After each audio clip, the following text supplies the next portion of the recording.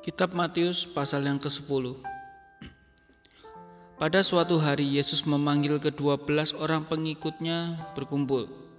Lalu ia memberi kepada mereka kuasa untuk mengusir roh-roh jahat yang menyembuhkan segala macam penyakit dan segala macam cacat badan.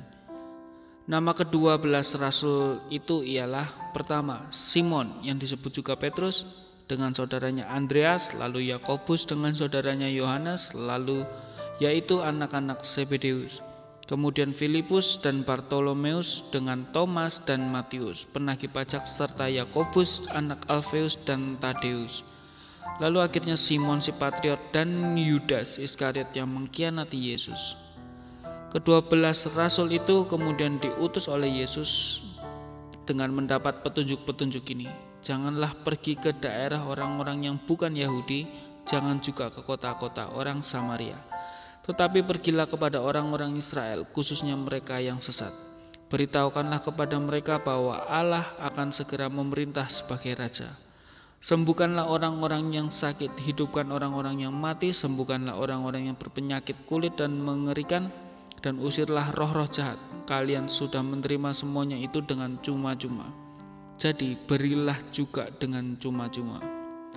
Jangan membawa uang emas, uang perak, ataupun uang tembaga. Janganlah juga membawa kantong sedekah atau 2 helai pakaian untuk perjalananmu, atau sepatu ataupun tongkat, sebab orang yang bekerja sudah seharusnya dijamin kebutuhannya.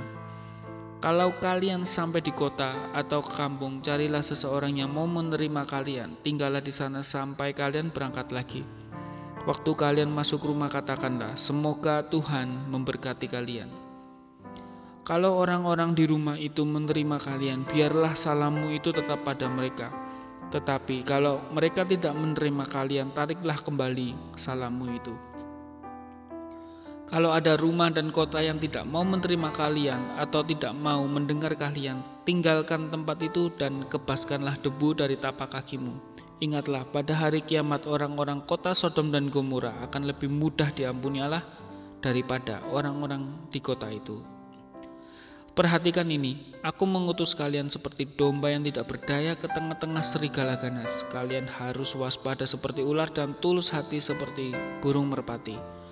Berjaga-jagalah, sebab kalian akan ditangkap dan dihadapkan ke mahkamah-mahkamah. Kalian akan disiksa di rumah-rumah ibadat.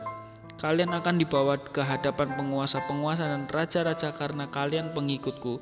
Dan itulah kesempatan bagimu untuk memberi kesaksian tentang aku kepada mereka dan kepada orang-orang yang tidak mengenal Allah. Tetapi kalau kalian dibawa untuk diadili, jangan khawatir mengenai apa yang kalian harus katakan atau bagaimana yang kalian harus berbicara. Sebab apa yang akan kalian katakan itu akan diberitahukan kepadamu pada waktunya. Karena yang berbicara pada waktu itu bukanlah kalian, melainkan Roh Bapa yang ada di surga melalui kalian. Akan terjadi bahwa orang akan menyerahkan saudaranya sendiri untuk dibunuh, dan itu pun yang akan terjadi antara bapak dengan anaknya.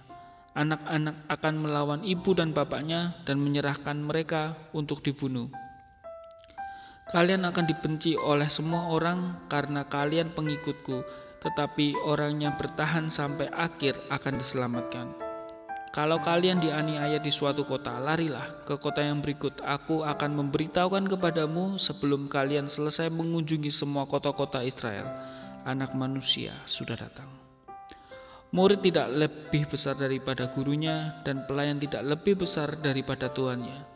Sudah cukup kalau seorang murid menjadi seperti gurunya dan seorang pelayan seperti tuannya. Kalau kepala keluarga sudah diberi nama Beelzebul, apalagi seisi keluarganya, mereka akan diberi nama yang lebih buruk lagi. Janganlah takut kepada manusia, tidak ada yang tersembunyi dan tidak akan yang kelihatan, tidak ada yang dirahasiakan sebab yang tidak akan dibongkar. Apa yang kukatakan kepadamu dalam gelap, haruslah kalian ulangi di dalam terang siang hari. Dan apa yang dibisikkan di telingamu, umumkanlah itu seluas-luasnya. Janganlah takut kepada mereka yang membunuh badan, tetapi tidak berkuasa membunuh jiwa. Takutlah kepada Allah yang berkuasa membinasakan baik badan maupun jiwa di dalam neraka. 2 ekor burung pipit dapat dibeli dengan 1 mata uang yang paling kecil. Meskipun tidak ada seekor pun jatuh ke tanah kalau tidak dikehendaki Bapamu. Jumlah rambut di kepalamu pun sudah dihitung semuanya. Sebab itu, janganlah takut. Kalian lebih berharga daripada burung-burung pipit. Barang siapa mengakui di depan umum bahwa ia pengikutku, aku pun akan mengakui dia di hadapan Bapakku di surga. Tetapi barang siapa menyangkal di muka umum bahwa ia pengikutku, aku pun akan menyangkal dia di hadapan Bapakku di surga. Janganlah menyangka bahwa aku membawa perdamaian di dunia ini. Aku tidak membawa perdamaian tetapi perlawanan. Aku datang menyebabkan anak laki-laki melawan bapaknya, anak perempuan melawan ibunya, dan menantu perempuan melawan ibu mertuanya.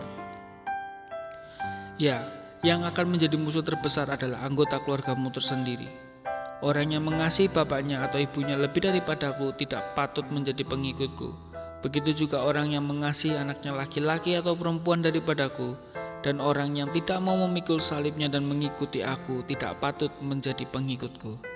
Orang yang mempertahankan hidupnya akan kehilangan hidupnya, tetapi orang yang kehilangan hidupnya karena setia kepadaku, aku akan mendapatkan hidupnya.